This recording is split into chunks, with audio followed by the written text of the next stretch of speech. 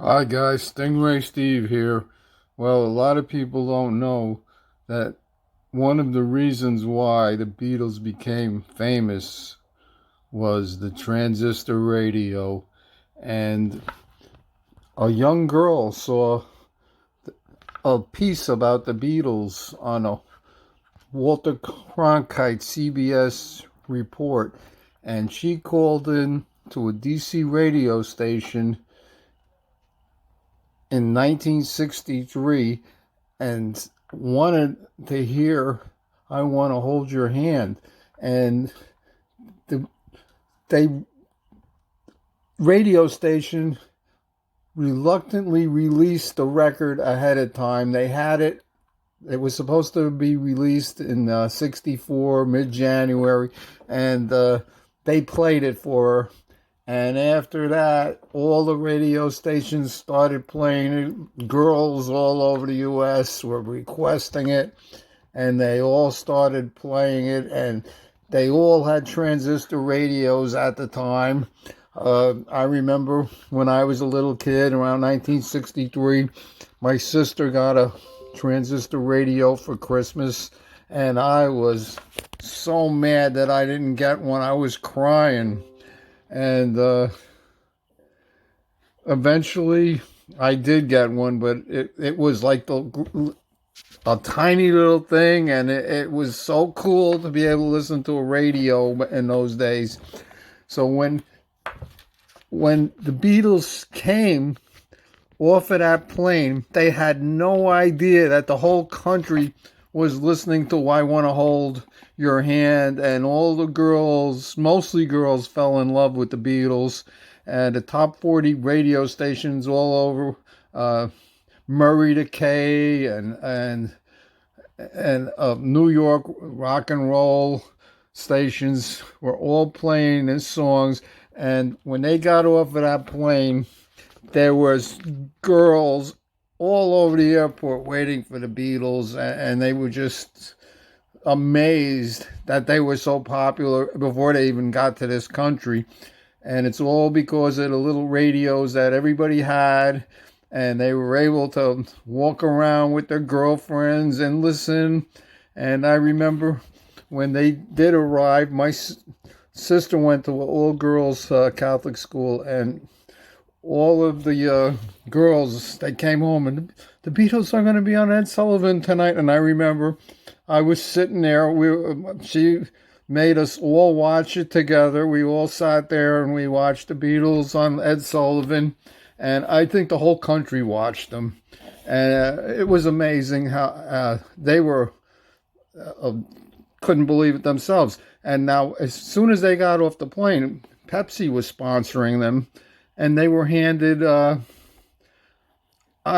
couple of these radios. I think every Beatle had one, and they would bring the radios around with them, and they wanted to hear the reviews and what was going on about the Ed Sullivan program.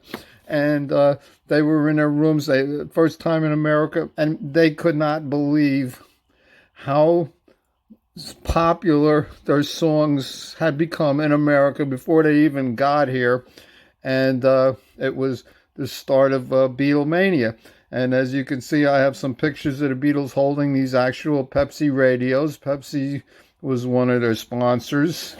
And I don't think anything like this will ever happen again.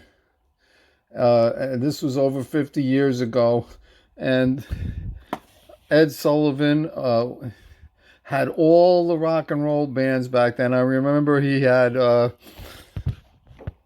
the Stones, and he had the Doors. He had all of the bands that first came out, and it was a great time to be alive in America. Okay, so guys, let's listen to my opening here. Bye, guys.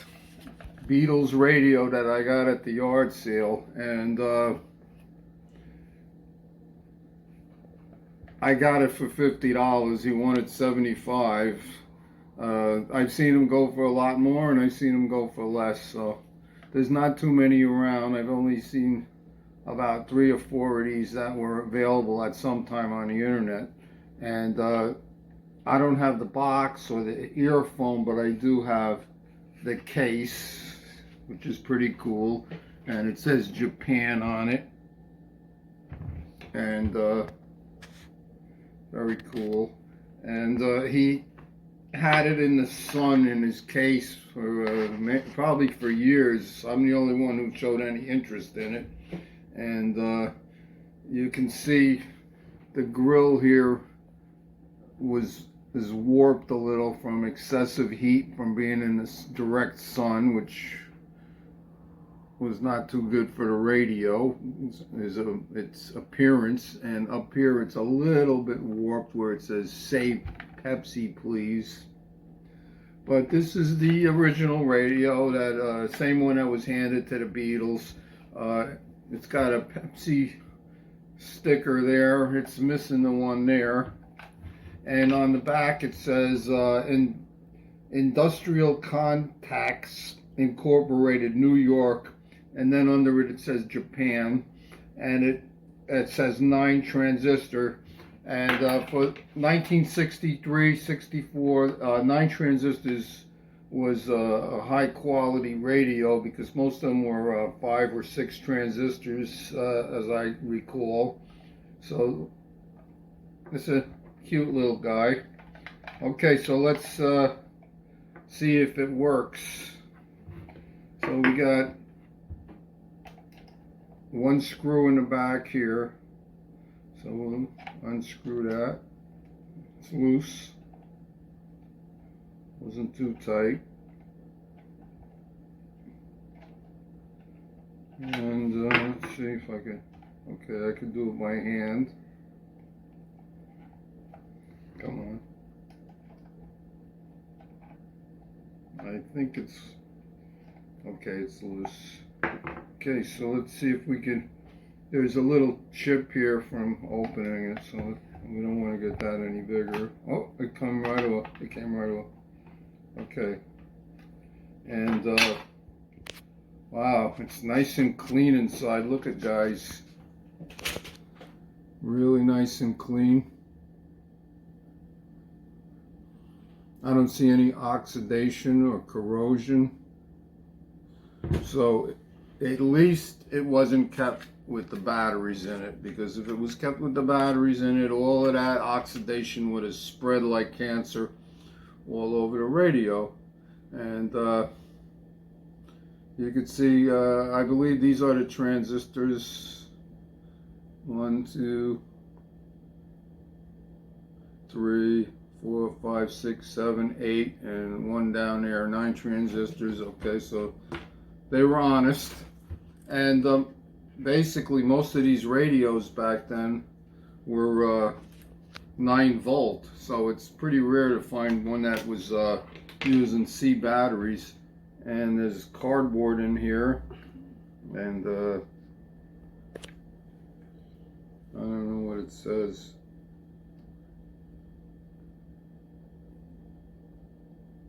I think it's in Japanese. Can you read that, Stephen? Let's see what it says. Well, here it says inspected, and I think it says Horie or something. Yeah, that's it's in English, and it has a star on top Some of of it's inspected. in Japanese? No, it's all English. Okay. Alright, so it was inspected, and the speaker has Japanese on it. So let's see what happens here. And we got to be real careful with this plastic, because it's probably a lot more brittle now than it was when it was first made. So what I'm going to do is I'm going to put the batteries like so, and then try to just lower it in there, so without. Okay, went in.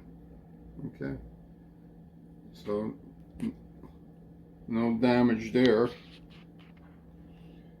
And we're going to do it the same way, because we don't want to stress this plastic. He did have it in the sun, and knows after over 50 years what might happen. Okay, so we're going to try to lower that in there. We got it. Okay. There it is. And the radio was not used much because usually this little guy is disconnected, or so nothing has to really be done here. Okay, so we're going to attach. You hear this?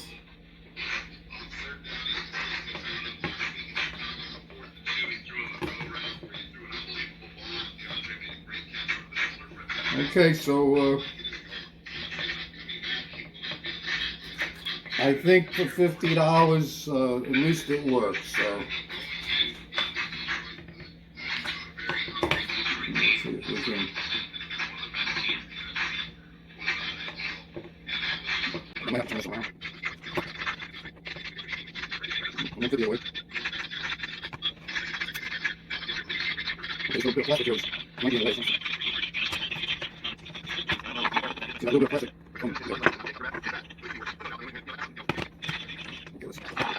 I'm having problems, people. See, this little plastic on top of the battery is super hard, and here we gotta work. Alright, so I'm gonna try to find out. What's going on, people? Okay. I gotta line it up perfectly because that plastic is in the way.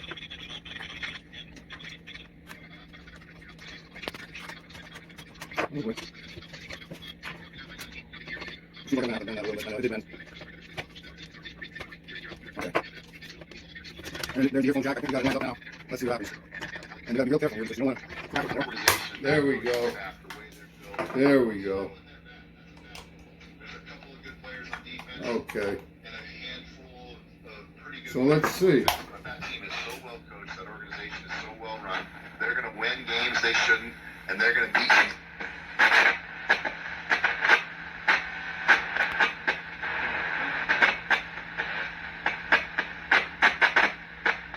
Team will find a way to be a winning team like they have every year since Mike Tomlin's been there. And that's why you wanted Mike Tomlin as the next head coach at USC. Maybe Lincoln Riley. Back in 1964, practically every station, there was no FM really. Every station was playing the Beatles, and I'm sure they were amazed when they got these radios and heard they were so popular in the States.